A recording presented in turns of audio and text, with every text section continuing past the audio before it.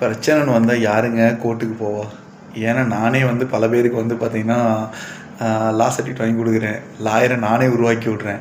புரியுதுங்களா? எல்லாம் வந்து பார்த்திங்கன்னா என்கிட்ட சர்டிஃபிகேட் வாங்கினவங்க தான் பாதி பேர் வந்து லாயராக இருக்காங்க. என்ன பண்ணுறது? அப்படிலாம் சொல்ல மாட்டேங்க. பொய்யுங்க, பொய் தூக்கி உள்ளே வச்சுருவானுங்க. புரியுதுங்களா? சட்டம் கரெக்டான கையிலேருந்து வேலை செய்யும்.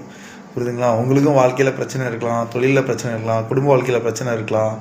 புரியுதுங்களா? அப்படிலாம் இருந்துச்சு. ஒரு நம்ம படித்த டிகிரி கூட ஒரு லா இருந்தால் நல்லா இருக்குமே. வெளியே வந்து பார்த்தீங்கன்னா இந்த மிலிட்ரி ட்ராக்லாம் வந்து பார்த்திங்கன்னா எப்போவுமே வந்து நம்ம பிடிச்சிட்டு போகும்போது வந்து நமக்கு முன்னாடியே போகும் ப்ரைட்.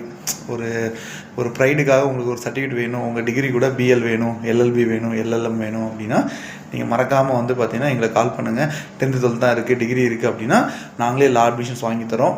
புரியுதுங்களா? ஸோ நீங்கள் வந்து பார்த்திங்கன்னா ரெகுலராக காலேஜ் போய் படிக்கிற மாதிரி லா படிக்க முடியும். லா மட்டும் ஆன்லைனில் வந்து அட்வர்டைஸ்மெண்ட் பண்ணி பிஸ்னஸ் பண்ணக்கூடாது. அதே நேரத்தில் வந்து பார்த்திங்கன்னா அந்த கோர்ஸை வந்து யாரும் வந்து லா படிக்கிறதுக்கு வந்து பார்த்திங்கன்னா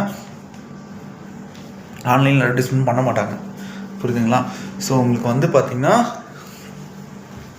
10th 12th இருக்குது, டிகிரி இருக்குது, லா அட்மிஷன் வாங்கி தருவோம்.